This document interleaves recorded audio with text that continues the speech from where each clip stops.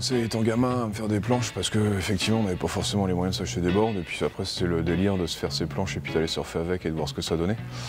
Donc du coup j'ai fait pas mal de surf jusqu'à ce que je passe mon bac et arrivé au bac, mes parents m'ont dit maintenant tu vas aller faire tes études. Du coup j'ai enquillé sur une école d'ingé et puis 11 années dans l'industrie avant de me dire au bout d'11 ans que j'en avais plein le cul de bosser pour des grosses boîtes et de pas savoir pour qui je bossais et puis de faire un truc qui me passionnait plus vraiment.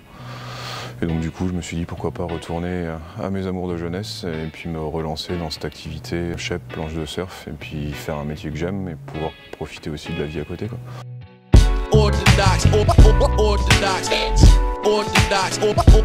Plaisir de sortir des belles planches qui correspondent aux demandes de mes clients et puis de faire un métier que j'aime bien. C'est une source d'épanouissement pour moi dans la mesure où j'aime beaucoup travailler avec mes mains et puis faire des jolies choses. On peut innover dans le chep en proposant des formes de chep un peu décalées, un peu différentes de ce qui se fait aujourd'hui. Après l'innovation va plus se faire dans la partie technique du chep comme on a pu le faire avec les phénos, avec les tubes en carbone à la place des lattes en bois. Après l'innovation c'est plus au cœur de la planche que ça se joue.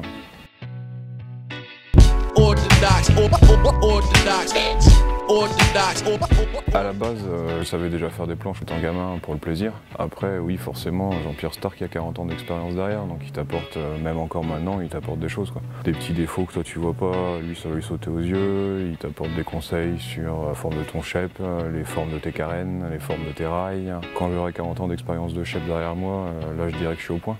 Mais un mec comme Jean-Pierre, c'est un peu une encyclopédie et puis il est connu pour être un des shapers les plus pointus de France et de Navarre. Donc c'est clair qu'il y a toujours à apprendre avec lui.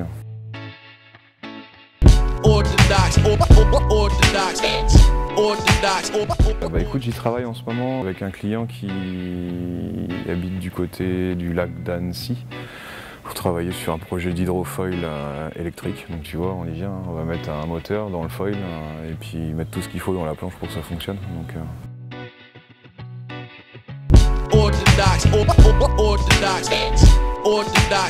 aujourd'hui, on a un produit technique qui aboutit, qui effectivement, au regard d'autres volumes de production de planches, on va dire concurrentes, se vend un peu moins.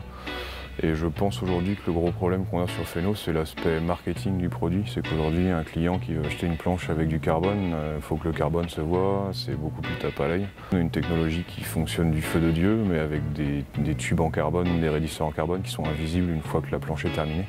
Du coup, je pense que visuellement, c'est moins vendeur qu'une planche avec des belles bandes en carbone dans la strate.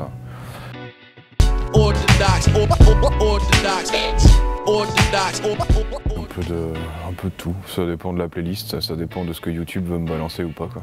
En général, une fois qu'on a les mains dans la poussière ou dans la résine, on va pas s'amuser à les pianoter sur le téléphone ou sur le clavier pour changer le son qui est en cours, quoi. Donc des fois on écoute de la merde et des fois on écoute des trucs sympas.